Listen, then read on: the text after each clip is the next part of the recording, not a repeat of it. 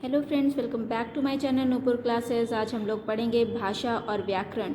लेकिन दोस्तों, उसको पढ़ने से पहले आप सब मेरे चैनल को सब्सक्राइब करना ना भूलिए। Please subscribe to my channel Nupur classes. Friends, सबसे पहले हम जानेंगे भाषा है क्या। भाषा जो हमारे भाव हैं, विचार हैं, उनको आदान प्रदान करने के लिए एक बहुत ही महत्वपूर्ण साधन है।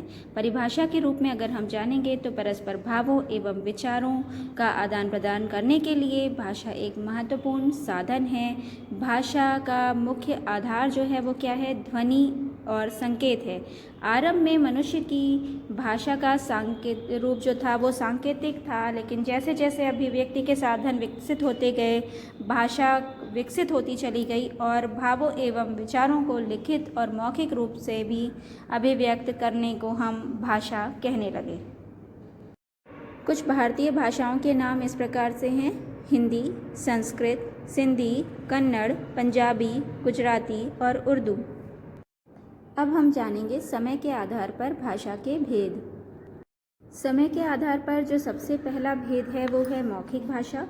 मौखिक भाषा वो मूल रूप है जो अपने आसपास के परिवेश में बच्चा जो है वो बिना प्रयास के ही सीख जाता है।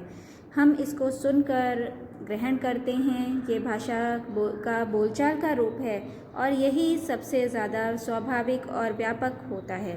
भाषा का वह रूप जिसमें व्यक्ति बोलकर तथा सुनकर अपने विचारों का आदान प्रदान करता है वह मौखिक भाषा कहलाती है।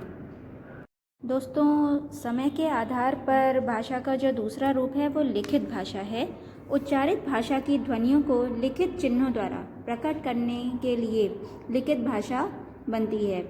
लिखित भाषा को सीखने के लिए प्रयत्न और अभ्यास की बहुत आवश्यकता होती है। लिखित भाषा भाषा का स्थायी रूप है जिससे हम अपने विचारों और भावों को आने वाली पीढ़ियों के लिए सुरक्षित रख सकते हैं। इसके द्वारा हम अपने ज्ञान का संचय कर सकते हैं और अपने ज्ञान को सुरक्षित रख सकते हैं। भाषा का वह रूप जिसके द्वारा व्यक्ति अपने विचारों को लिखकर व्यक्त करता है वह लिखित भाषा कहलाती है। फ्रेंड्स, अब हम बात करेंगे समय के आधार पर भाषा के तीसरे रूप की। तो ये है सांकेतिक भाषा। आपने ट्रैफिक पुलिस को सड़क पर खड़े होकर इशारे करते हुए देखा होगा। वो आपको रुकने के लिए कहते हैं, आगे चलने के लिए कहते हैं।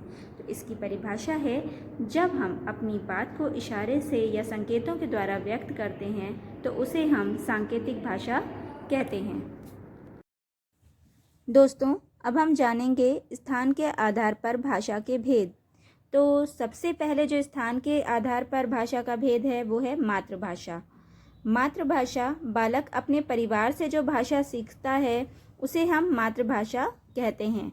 जैसे यदि किसी बच्चे का जन्म हिंदी भाषी परिवार में हुआ है तो वह बचपन से हिंदी भाषा सीख लेता है, इसलिए उसे उसकी जो मातृभाषा होगी उसको हम क्या कहेंगे? हिंदी कहेंगे।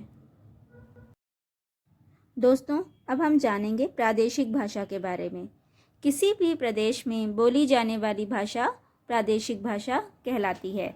जैसे पंजाब में पंजाबी बोली जाती है, अतः पंजाब की जो प्रादेशिक भाषा है उसको हम पंजाबी कहेंगे। अब हम जानेंगे राष्ट्रभाषा के बारे में। किसी भी राष्ट्र के अधिकांश भूभाग पर बोली जाने वाली भाषा या समझी जाने वाली भाषा उस राष्ट्र की राष्ट्रभाषा कहलाती है। अंतर्राष्ट्रीय भाषा, जो भाषा विश्व के अधिकांश राष्ट्रों द्वारा बोली जाती है उस भाषा को हम क्या कहते हैं? अंतर्राष्ट्रीय भाषा कहते हैं। अब हम जानेंगे बोली के बारे में। किसी भी क्षेत्र विशेष में बोली जाने वाली भाषा बोली कहलाती है, जैसे कि भोजपुरी, ब्रजभाषा, अवधी आदि। और आपको ये भी जानकारी होगी कि भारत में लगभग 600 से अधिक बोलियां बोली जाती हैं। तो हमने अभी पढ़ा समय के आधार पर भाषा के भेद को, उसके बाद हमने पढ़ा स्थान के आधार पर भाषा के भेद को। अब हम पढ़ेंगे मानक भाषा के बारे में। जिस भाषा को व्याकरण के नियमों से सुनिश्चित किया जाता है वह भाषा मानक भाषा कहलाती है। दोस्तों, आपको पता ही है कि हिंदी भाषा हमारे भारत के विशाल भूभाग की भाषा है। ये अनेक राज्यों की भाषा है और अंतर्राष्ट्रीय स्तर पर भी इसका विकास बहुत तेज़ी से हो रहा है। सार्वजनिक स्थानों में हिंदी भाषा का प्रयोग लगातार बढ़ रहा है।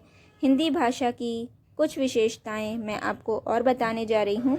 इस भाषा में जो बोला जाता है वही लिखा जाता है। यह बहुत ही वैज्ञानिक भाषा है। इसके पास विपुल शब्द भंडार है। यह सृजनात्मक साहित्य की भाषा के रूप में विकसित हुई है। यह सरल, व्यवहारिक और जीवंत भाषा है। यह भारत की एकता का माध्यम भी रही है। यह सामाजिक और सांस्कृतिक संप्रेषण का माध्यम है। ज्ञान विज्ञान की शिक्षा देने में यह भाषा पर्याप्त सक्षम है। इसकी तकनीकी और वैज्ञानिक शब्दावली का पर्याप्त विकास किया गया है।